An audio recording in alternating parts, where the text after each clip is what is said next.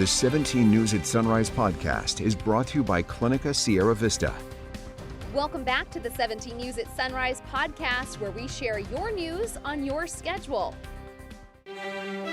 Working in the spirit of the Golden Empire, this is 17 News at Sunrise. Good morning, everyone. Thanks for waking up with us. I'm Maddie Jansen alongside Elena Rusk. We begin with some breaking news at the University of Virginia. Officials say 3 people were killed and 2 others wounded in a shooting last night on the university's campus. Police now searching for the suspect they say is armed and dangerous. At the University of Virginia this morning, where a shelter-in-place order is in effect. Police say the shooting happened around 10:40 p.m., but they've released no other details so far. University officials have not identified the victims or said whether they were students. UVA police have identified a suspect, though, in the shooting. They say it's this man, Christopher Donnell Jones, a student at the university. Jones is reportedly a former UVA football player.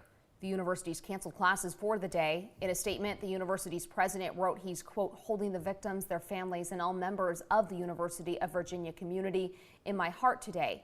And we will make plans to come together as a community to grieve as soon as the suspect is apprehended. Well, 17 News is your local election headquarters, and over the weekend, a tipping point in the battle for power in Washington. Senate races in Nevada and Arizona called for Democrats securing their party's control of that chamber. Even though control of the House remains unknown, the recent success for his party giving President Biden a boost as he meets face-to-face with Chinese President Xi Jinping. NBC's Drew Petrimo reports from Washington. We had great candidates. Democrats are celebrating today. Over the weekend, key Senate races were called for Democratic candidates, meaning their party now controls the agenda in the Senate for the next 2 years. I feel good. I'm looking forward to the next couple of years. The tipping point came in Nevada with a batch of mail-in ballots that secured victory for Catherine Cortez Masto. So when far-right Republicans said they knew better, I knew we would prove them wrong. The victory is for Nevada and all of us. Cortez Masto, just one of the Democrats who beat a Republican opponent backed by former President Donald Trump. In Arizona, Mark Kelly striking a tone of bipartisanship after his victory. I will always work to find common ground and deliver results that move Arizona forward. Some Republicans now questioning their party's future as Trump appears to be gearing up for another presidential run. Those who are most closely aligned with the former president underperformed. Those who are talking about the future, who have managed their states well, they overperformed. The American people want ideas, they want a future. Control of the House remains uncertain, with nearly 24 races yet to be called. It took a great deal to get to where we are, and we'll just see. Still, the strong showing by Democrats is giving a boost to President Biden, who met with Chinese leader Xi Jinping today. China and the United States can manage our differences. Their first face-to-face meeting of the Biden presidency. On the agenda for this high-stakes meeting between the leaders of the U.S. and China, threats against Taiwan, North Korean missile launches, and the war in Ukraine. Reporting from Washington, I'm Drew Petrimo, 17 News. Well, back here at home, we continue to track the latest results in the 22nd congressional district race. It's just one of 19 House races yet to be called. Hanford Congressman David Valadao leading with 53% of the votes this morning. Bakersfield Assemblyman Rudy Salas trailing with 47%. In the state Senate, Republican David Shepard still holding his lead over Democrat incumbent Melissa Hurtado. Shepard with 52% of the vote, Hurtado with 48%. And in the race for the 35th Assembly District, Bakersfield Dr. Jasmeet Baines is holding a comfortable lead against Leticia Perez.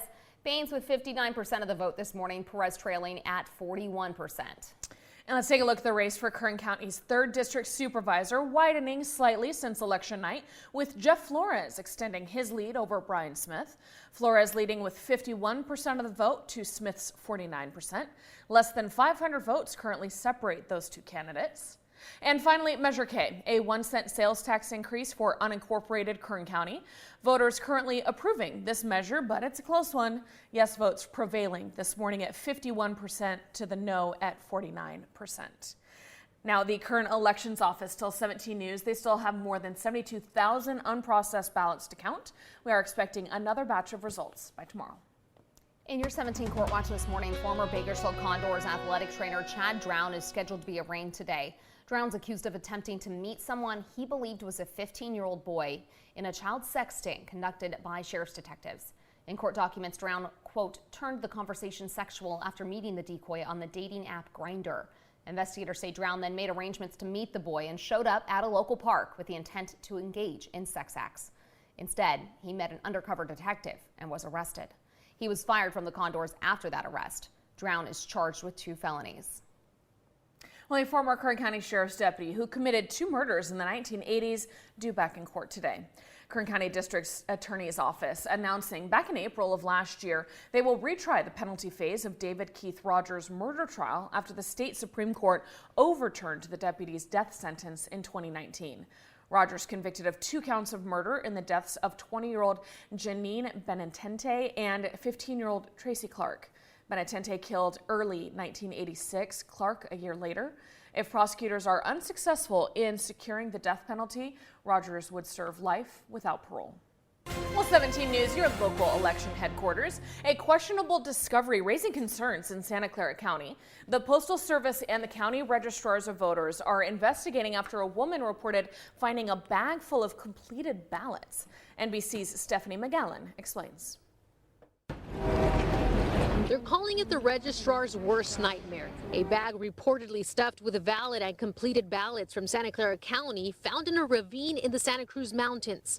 2 of those ballots belong to this couple who says they dropped them off at a post office in West San Jose the Saturday before the election. How did it get from the mailbox to Santa Cruz? Was it something that was dropped in transit? What were the circumstances? Those are the types of questions political analyst Larry Gersten says will be raised by many and could undermine voter confidence. At a minimum, the registrar's got a problem to deal with, and it's a serious problem. It deals with the integrity of the institution. That's if, and I go back to what I said at the beginning, that's if these were real ballots, ready to go, and somehow never made it.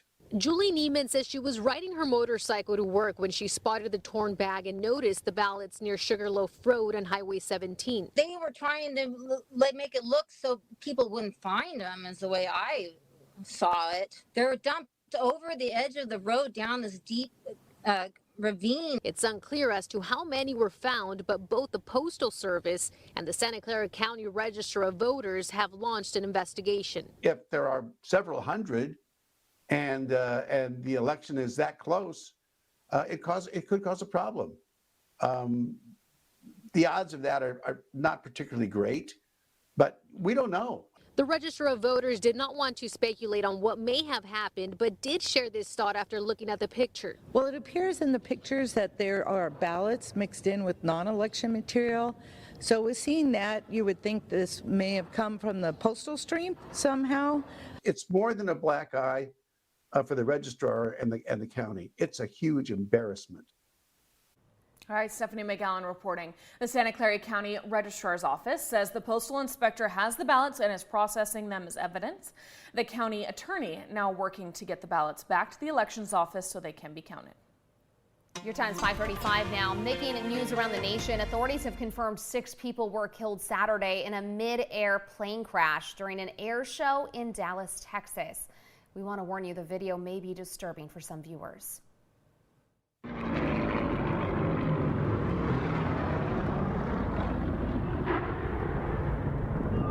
More than 40 rescue units responded to the scene after a P-63 King Cobra crashed into a B-17 Flying Fortress. The Allied Pilots Association says 2 of its members were piloting the B-17. They're identified as Terry Barker and Len Root. Major Curtis J. Rowe of the Ohio Civil Air Patrol was also killed in the crash. The NTSB's official investigation is expected to last more than a year. All right, well, Miami Beach said goodbye to one of their iconic hotels. On Sunday, the Deauville Beach Resort imploded, marking the end of an era for a resort that once hosted the Beatles and President John F. Kennedy.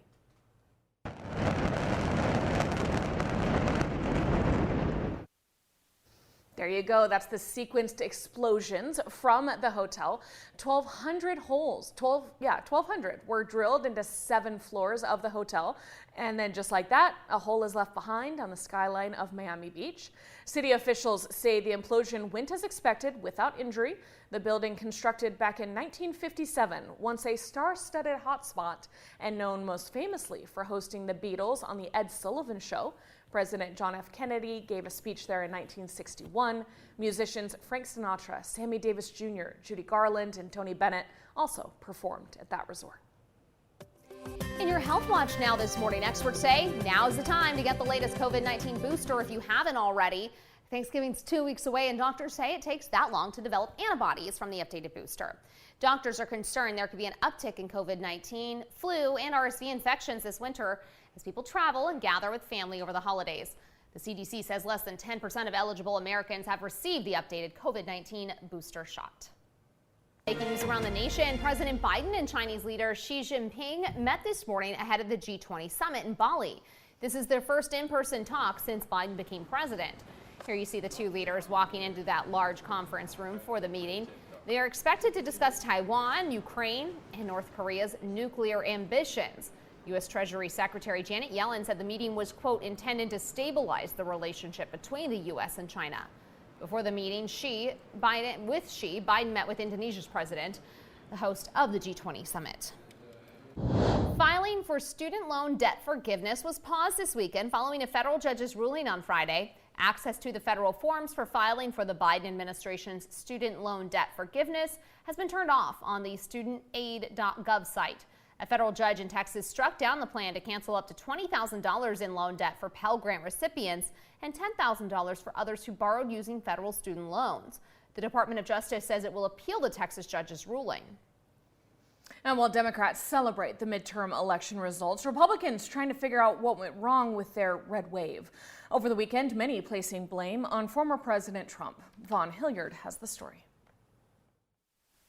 Today, the GOP grappling with the reality they didn't anticipate: failure to capture the Senate majority. Republicans assigning blame. Candidate quality matters. There's a sense of extremism that I think a lot of Republicans were painted with. Are we going to be the party of, Donald Trump? Whatever is good for me is good for all of you, whether you think it is or it isn't? Or are we going to be the party to try to represent the rest of the country? Thank you for the endorsement.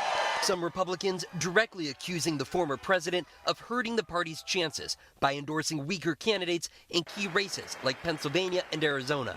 It's basically the third election in a row that Donald Trump has cost us the race, and it's like, 3 strikes, you're out. It sounds like you just blame Donald Trump for the Senate, at least. Is that fair? No, I'm looking at it empirically. Those that were most closely aligned with the past, those are the ones that underperformed. Exit polling conducted for NBC News shows the former president did have an impact. 28% of voters said they cast their votes based on their opposition to Donald Trump. And in battleground states, almost all candidates who denied the 2020 election results lost, including secretaries of state candidates in Nevada and Arizona. And Carrie Lake, a close Trump ally, still trails in the race for governor in Arizona. Senate Republicans, however, are focusing on leader Mitch McConnell, questioning whether the party should rush to elect him leader again this week. The former president weighing in too. No, I'm not a fan of McConnell. But so far, no one has challenged McConnell for the seat. We're still unpacking what happened last Tuesday, trying to figure out where our party goes from here. And over the next couple of... The 17 News at Sunrise podcast is a production of KGET and Nexstar Media Group. For more on all of the headlines in today's show, head to kget.com.